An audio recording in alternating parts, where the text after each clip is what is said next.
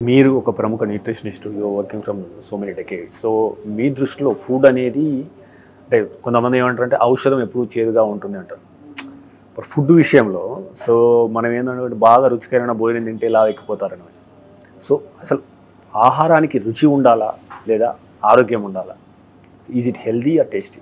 అపోహలండి. Tasty food తింటే లావికిపోతాం అన్నది నేనైతే చాలా ఉండాలి ఇప్పుడు. రోజు ప్రతి భోజనము టేస్టీగా అంటే మాకు కొంచెం ఒక భోజనం టైం అన్నది చాలా పవిత్రమైన టైం అనమాట నా ఉద్దేశంలో, ఫ్యామిలీలో కూడాను. సో ఆ టైంలో మరి ఆనందంగా అది ఎంత టేస్టీగా ఉందని తింటూ ఉంటాం. అదే చూపిస్తాను నేను ఇక్కడ వైబ్రెంట్ లివింగ్లో. నా మొత్తం ఒక మిషన్ అనమాట. హెల్తీ ఫుడ్ టేస్టీగా ఉంటుంది. నీకు వండుకోవటం రాక, నీకు అవగాహన లేక అలాగనుకుంటున్నావు. అదే కాకుండా మనకి చెప్పి ఉన్నారు అందుకని అట్లా కనిపిస్తుంది, కానీ నిజం కాదు.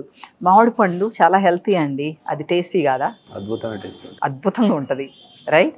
సో అలాగే మనకి కూరగాయల్లో కూడా మనకి అసలు కూరగాయల టేస్ట్ చూస్తే కదా మనం దాన్ని వండి దాన్ని ఇంత నూనె వేసేసి దాంట్లో ఇంత మసాలా వేసేసి ఇన్ని ఉల్లిపాయలు అన్నీ కలిపేసి చేసేస్తే ఆ కూరగాయలో టేస్ట్ లేదుగా.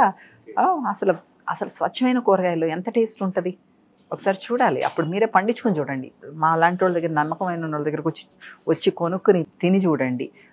మీకు కానీ పండించే ఛాన్స్ ఉంటే ఆ బ్యాక్ యార్డ్స్లో పండించుకుని చూడండి, అప్పుడు తెలుస్తుంది అది ఏంటన్నది. 62 లక్షల మంది ప్రజల్లో మెడ్ప్లస్ బ్రాండ్ మెడిసిన్స్ కి మారడం వలన 915 కోట్ల రూపాయలు సేవ్ చేసుకున్నారు. అదే మెడిసిన్స్ అదే క్వాలిటీతో 50 to 80% డిస్కౌంట్లు.